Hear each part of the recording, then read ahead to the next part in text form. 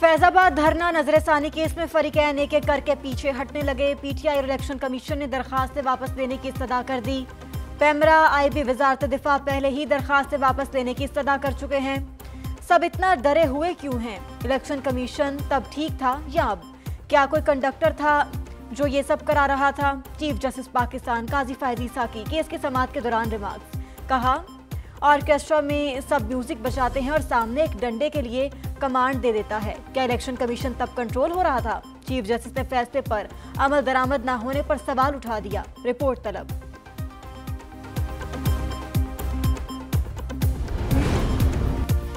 पहले कहा गया था कि फैसला गलतियों से भरा पड़ा है, अब कहा कि फैसले में गलतियां खत्म हो गईं। चीफ जस्टिस पाकिस्तान के रिमार्क्स। फैजाबाद धरना नजरसानी केस में फरीकैन को जवाब जमा कराने का एक और मौका दे दिया। चीफ जस्टिस काजी फैज ईसा ने कहा, अब नजरसानी दरखास्तें वापस लेने की वजह क्या है? पाकिस्तान में जो हुक्म आता है ऊपर से आता है। लिखें या ना हमें हुक्म आया तो नजरसानी दरखास्त दायर की थी, और ये भी लिखें कि हुक्म कहाँ से आया था।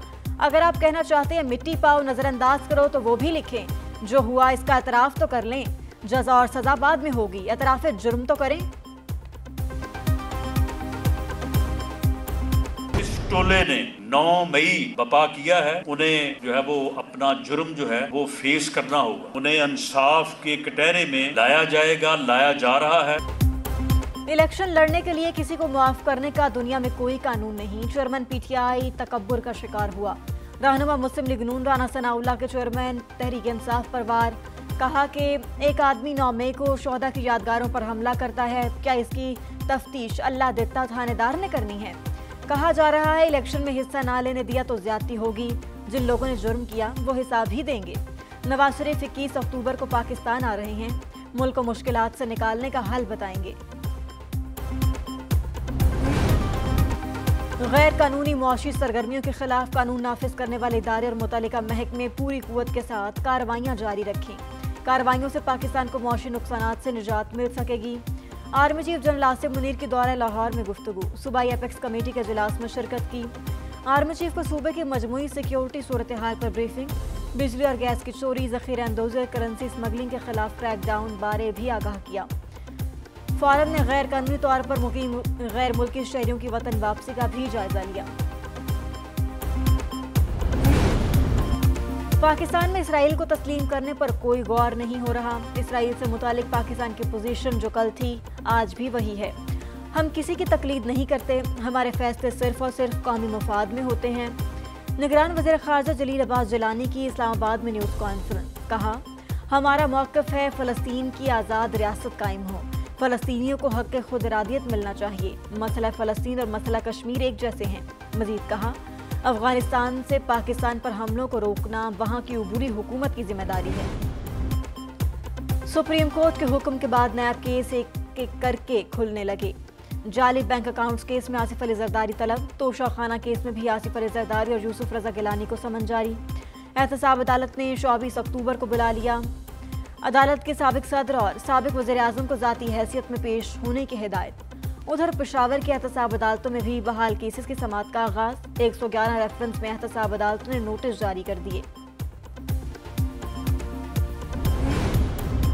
कानूनी रुकावटें सुलझाने के लिए शहबाज शरीफ की वतन वापसी। नवाज शरीफ की हिदायत के बाद शहबाज शरीफ लंदन से लाहौर पहुंच गए। शहबाज शरीफ कानूनी टीम से मिलेंगे। नवाज शरीफ की वापसी में हायल रुकावटों पर मुशावरत करेंगे। उधर नवाज शरीफ का वतन वापसी से पहले 3 अरब ममालिक के दौरों का इरादा। कायद मुस्लिम लीग नून का सऊदी अरब, कतर और यूएई जाने का इम्कान। नवाज शरीफ के दौरों का मकसद पाकिस्तान के लिए मौशी मदद और ताउन हासिल करना है। इलेक्शन कमीशन का इंतखाबी फहरिस्तें दुरुस्त करने का फैसला। वोटर्स फहरिस्तें फौरी तौर पर गैर मुंजमद कर दी। इलेक्शन कमीशन के मुताबिक आवाम की सहूलत के लिए इंतखाबी फहरिस्तें गैर मुंजमद करने का फैसला किया। आवाम 25 अक्टूबर तक अपने वोट क्वाइफ दुरुस्त करा सकते हैं। 8 रुकनी बेंच की जानिब से कानून का मुअत्तल करना गैर आईनी था। चीफ जस्टिस काजी फैज ईसा ने कानून को मुअत्तल करके बेंच तश्कील करने का फैसला दिया। Supreme court practice and procedure act case में वफाकी हुकूमत ने फुल कोर्ट के 5 सवालों का जवाब जमा करा दिया। मौक़िफ़ इख्तियार किया। पार्लियामेंट ने कानून साजी करके तौहीन अदालत केसेस में अपील का हक फराहम किया।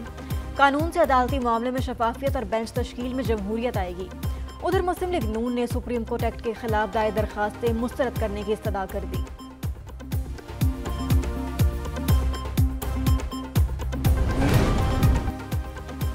इंजेक्शन स्कैंडल में गिरफ्तार मुल्जिमान का जुर्म साबित, इंक्वायरी रिपोर्ट मुकम्मल महकमे सेहत में जमा करा दी गई। रिपोर्ट के मुताबिक तैयार करदा सिरिंज वाले इंजेक्शन में इन्फेक्शन साबित हो गया।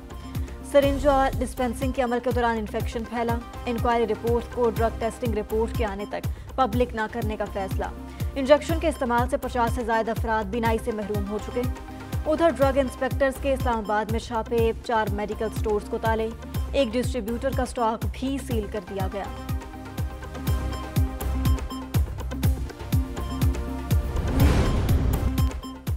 डाकू और रियासत में कोई तो फर्क होना चाहिए। हमारी कारकर्दगी सिफर है। हमें और आपको अवाम की जेबों से तनख्वाहें मिलती हैं। सुप्रीम कोर्ट ने सरकारी अफसरान के लिए साहब का लफ्ज इस्तेमाल करने से रोक दिया। जमीन के मुआवजे के केस में chief justice Pakistan additional advocate general Punjab और सरकारी अफसरान पर बरहम रिमार्क्स दिए। 1 साल बाद बताया जा रहा है कि मुआवजे की अदायगी का अमल जारी है। निज़ाम इंसाफ से मजाक का सिलसिला बंद होना चाहिए। अदालत ने 2 माह में बशीरा बीबी को मुआवजा अदा करने का हुक्म दे दिया। डीसी साहब, आप आग से खेल रहे हैं। फैमिली और दोस्तों के जरिए मुझे अप्रोच करवा रहे हैं। क्या मैं आपको एक और शो कॉज नोटिस जारी करूं? जस्टिस बाबर सत्तार की शहरियार आफरीदी की गिरफ्तारी पर एमपीओ जारी करते वक्त इख्तियारात से तजावुज के केस में रिमार्क्स। डीसी इस्लामाबाद ने कहा, मैं हल्फ उठाकर कहता हूं कि मैंने अप्रोच नहीं किया।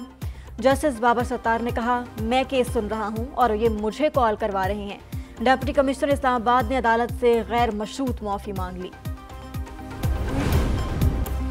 शीरी मजारी को अदालती हुक्म के बावजूद गिरफ्तार करने वालों के खिलाफ कार्रवाई की जाए। तौहीन अदालत केस में इस्लामाबाद हाई कोर्ट का हुक्म। जस्टिस मियां गुल हसन औरंगजेब ने रिमार्क्स दिए, बादुर नजर में इस अदालत के हुक्म की खिलाफ वर्जी हुई। अगर कार्रवाई से अदालत मुतमईन ना हुई तो मजीद कार्रवाई आगे बढ़ेगी। एहलकारों के खिलाफ इंक्वायरी करके 1 माह में रिपोर्ट जमा करवाएं। IG इस्लामाबाद ने बताया, जो एहलकार मुलव्वस थे उनके खिलाफ कार्रवाई की जा रही है।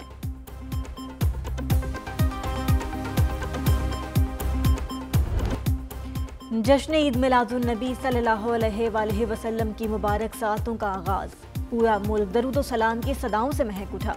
गली कूचों में सरकार की आमद मरहबा के नारे, मसाजिद, शाहराहों और सरकारी इमलाक को बरकबी कुमकुमों से रोशन कर दिया गया।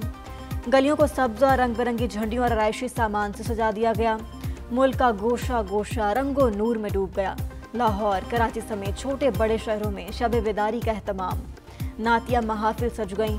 उलमा कराम अपने खतबात में सीरत रसूल सल्लल्लाहु अलैहि वसल्लम पर रोशनी डाली।